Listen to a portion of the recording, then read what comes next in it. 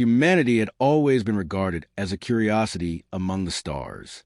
When they first pushed beyond their home world and spread to the void, the older empires laughed. Fragile creatures from a violent, toxic planet with a lifespan shorter than most galactic species. Their biology was odd, their methods primitive, their psychology erratic. Yet in every encounter, humanity adapted. They colonized places others abandoned as uninhabitable. Where most species required carefully engineered ecosystems, humans thrive in extremes of heat, cold, pressure, and scarcity. They made homes in asteroid belts, acid-heavy atmospheres, and frozen moons. What was a death world to others was merely a challenge to them. The Galactic Empire, the oldest and most dominant political power, ruled with centuries of unchallenged supremacy. To them, humans were insignificant, no different than countless other species absorbed, taxed, and regulated. But humans resisted in ways the Empire did not expect. They argued in councils with unshakable defiance, pushed technology further than permitted, and displayed a military doctrine so unorthodox it unsettled the elder races. At the center of this growing discomfort stood a man, a general whose name became a whisper in the halls of power. The human general did not command with sheer numbers or superior firepower. He commanded with unpredictability. Every battle he fought defied precedent. Empires relied on established doctrines and rigid hierarchies. He shattered those with improvisation. Where others saw stalemates, he saw opportunities. He understood terrain, logistics, morale, and timing with terrifying precision. Fleets 3 times his size fell to ambushes, misdirection, and perfectly executed traps. He turned asteroid fields into minefields, comets into cover, derelict ships into bait. His soldiers adored him not because he was untouchable, but because he led from the front, shared their rations, and treated victory as a shared burden, not as personal triumph. But what made him dangerous was not only his brilliance. It was the fact that he was human. He was unbound by the predictable logic alien commanders relied on. Where most would retreat, he advanced. Where others would negotiate, he struck. Where the Empire expected fear, he offered defiance. And behind him stood his wife, a woman who matched his fire in every way. To outsiders, she was only a partner, a civilian, a figure in the background. But those who knew the general knew she was his equal in mind and heart. She understood the weight of strategy, endured the sleepless nights, and gave him a grounding that sharpened his resolve. The Empire tolerated his victories only so long as they were localized. But as his reputation spread, their unease grew. He was not merely a soldier, he was a symbol. Entire sectors began to whisper about the human's audacity. If one general could achieve so much, what would humanity accomplish in a century? For an empire built on fear, that question was intolerable. Councils gathered in secrecy. Debates raged in the emperor's chambers. Their archives revealed a pattern. Every galactic uprising that had ever succeeded had begun not with a people, but with a single figure who inspired belief. The human general was becoming that figure. He had to be removed before humanity's legend eclipsed imperial power. Direct war would not work. The Empire knew that. They had tried, and he had humiliated their fleets. Open assassination was too crude. It would make him a martyr. They chose instead to wrap murder in ceremony, disguising treachery as diplomacy. A message was sent to humanity. A peace summit, an armistice negotiation, recognition of their autonomy. It was bait, and the general knew it. But he also knew that refusing would give the Empire justification to brand his people warmongers. So he accepted, though his instincts screamed of betrayal. He arrived with a small honor guard. His wife urged caution, but he reassured her with the confidence that had carried him through 100 battles. The meeting hall was grand, adorned with imperial banners, filled with the eyes of alien dignitaries. The Empire welcomed him with false smiles, praising his skill, acknowledging humanity's growing place among the stars. Yet beneath the words lurked a trap. Poison laced his cup. His bodyguards were separated under guise of protocol.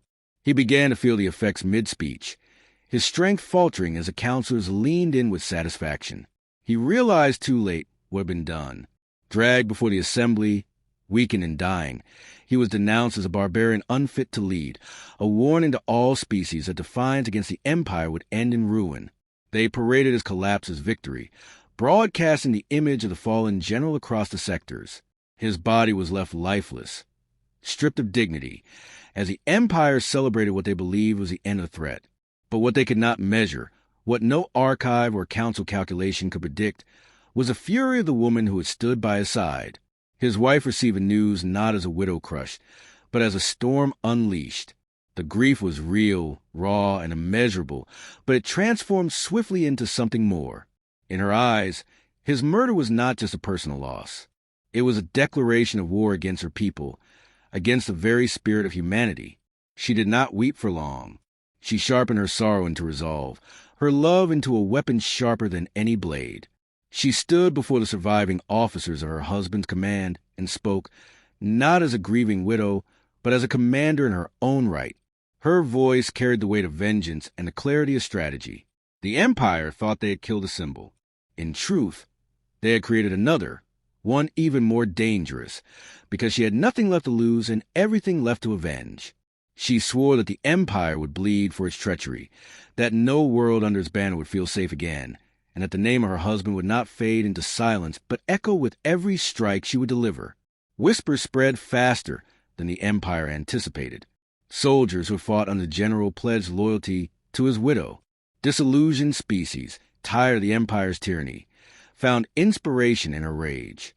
Smugglers, mercenaries, and rebels began to listen when she spoke. To the Empire, she was a widow with no army. To the galaxy, she was becoming something more, the embodiment of defiance. The Council dismissed her threats as emotional outbursts. They believed humans incapable of sustaining rebellion without their great general. But they misjudged her as they had misjudged her husband. She carried his legacy not as memory, but as blueprint. She knew his strategies, his visions, his belief that wars were not won by strength alone, but by will. And her will was unbreakable. The galaxy watched silently as she took her first steps into a war she had not chosen, but would embrace fully. What began as mourning was hardening into a plan, and the Empire, in its arrogance, had set in motion the very downfall it feared most. The human general had been dangerous, but his widow, forged by grief and vengeance, would shake the galaxy in ways no emperor could imagine. The widow did not wait for permission to act. Empires expected grief to break the human spirit, but grief had become her fire. Where most species surrendered under despair, she sharpened her loss into purpose.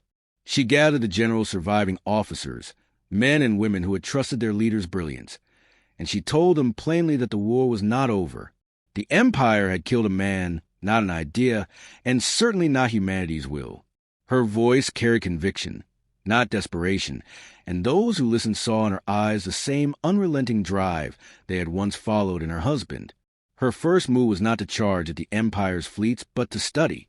She absorbed every detail of her husband's campaigns, not as a grieving partner reading memories, but as a strategist absorbing doctrine. She read his notes, dissected his victories, and cataloged every lesson. She understood the strengths of the Empire, but also the blind spots they never believed an adversary could exploit. She realized the Empire's arrogance was their greatest weakness. They believed numbers and power solved every conflict. She believed otherwise. Wars were decided by cunning, will, and the ability to endure what others could not. Humanity had those qualities in abundance. She began reaching out to the edges of known space where imperial law grew thin. Smugglers who despised taxes, mercenaries who had been cheated of payment, species whose worlds had been stripped for resources. All of them share resentment toward the Empire. Where others saw a scattered rabble, she saw the foundation of resistance. She promised them not wealth, but purpose. She did not speak of dreams of conquest, but of freedom and vengeance. The Empire laughed when it heard whispers of her recruiting efforts, dismissing it as a widow's futile tantrum. Yet men and women came, drawn not by propaganda, but by her conviction. Resources were scarce. She had no shipyards, no fleets of her own, but humanity had always thrived on scarcity. She scavenged, repurposed, and improvised. Cargo haulers were refitted into makeshift warships. Mining lasers were converted into weapons. Old transports, left to rust in forgotten docks, were stripped and rebuilt with human ingenuity. Where the Empire built perfection, she built necessity, and necessity often proved deadlier. Her forces learned to fight with what they had, to weaponize what others discarded. In her fleet, nothing was useless. Every scrap was a tool, every failure a lesson. Her first strikes were small. Supply convoys vanished in remote sectors. Outposts reported strange sabotage. Communication lines flickered with disruptions. The Empire barely took notice at first. They had seen rebellions before and crushed them with overwhelming force. Yet the patterns soon unsettled them. The attacks were not random. Each one cut at logistics, disrupting fuel shipments, delaying fleets, and starving garrisons. Her forces did not seek glory. They sought to choke the Empire slowly, one artery at a time. Alien commanders who expected direct confrontation found themselves chasing shadows. The tactics defied the Empire's doctrine. They relied on predictable responses, and she offered none. She ordered hit-and-run raids, feigned retreats, and lured larger fleets into traps set with derelict ships wired to explode. She turned nebulae into ambush zones, asteroid fields into minefields, and even used decoys of civilian transports to draw enemies into kill boxes. Every battle taught her enemies to fear not numbers but uncertainty. They never knew where she would strike next, and in war, fear was as deadly as firepower. As victories mounted, her name spread. At first, she was known only as the Widow, a woman fueled by vengeance. But soon her legend grew beyond that. To the oppressed, she became a beacon, a voice that proved the Empire could bleed. To her enemies, she became a phantom. Alien officers whispered her name in dread, fearing the humiliation of losing to someone they dismissed as nothing more than a grieving human. She embraced the title. She wore like armor. Every whispered insult became a weapon. Every doubt became her advantage. The Empire responded with escalating force. Entire fleets were dispatched to hunt her down, and yet she slipped through their grasp time and time again. Where they expected her to hold territory, she vanished. Where they expected her to retreat, she struck harder. Each defeat cost them ships, supplies, and above all, morale. For the first time in generations, the invincible Empire looked vulnerable. Subjects who once trembled began to question. Allies who once bowed began to whisper. Rebellions that had long been crushed before they began now flared in corners of the galaxy, emboldened by her defiance. Her rise unsettled even her own allies. Some feared her intensity, her willingness to sacrifice everything. But she never asked them to follow blindly. She gave them choices and led by example. She was in the thick of planning, never distant, never untouchable. Her forces respected her not out of fear, but loyalty. They saw in her not only vengeance, but vision. She was fighting for more than her husband's memory. She was fighting to prove that humanity could never be subdued by tyranny. Her strategies grew bolder. She infiltrated imperial worlds, not to conquer but to sow chaos. Factories exploded, databanks were corrupted, supply lines rerouted. She employed spies and saboteurs, many of them civilians who despised imperial rule. She weaponized information, spreading messages of defiance through hacked transmissions, turning the Empire's own network against them. In every broadcast, she reminded the galaxy of the general's death and the Empire's treachery, ensuring the story could never be buried. The more the Empire tried to suppress her, the more they revealed their fear. They outlawed even the mention of her name, yet in doing so they gave it power. On frontier worlds, children whispered it as legend. On slave worlds, it was spoken in hushed tones as hope. She had become more than one woman. She had become the embodiment of resistance. Her fleet grew, though never enough to match the Empire's scale. But she did not need to match them. Her doctrine was not to outnumber, but to outthink. She struck where they were weakest, withdrew before they could retaliate, and reappeared where they least expected. The Empire spent fortunes trying to track her movements, but her fleet was smoke in their hands. She taught her people to fight like predators, not prey, to vanish when necessary and strike when least expected. For the Empire, humiliation became unbearable. They had thought her a widow, clinging to grief. Instead, she was tearing open the illusion of their invincibility. Their throne world council raged with arguments. Some demanded extermination of humanity. Others warned such escalation would only unite more enemies. But no consensus could be reached because every passing cycle she proved them weaker. Each failed attempt to kill her strengthened her legend, and every life she inspired became another spark of rebellion they could not extinguish.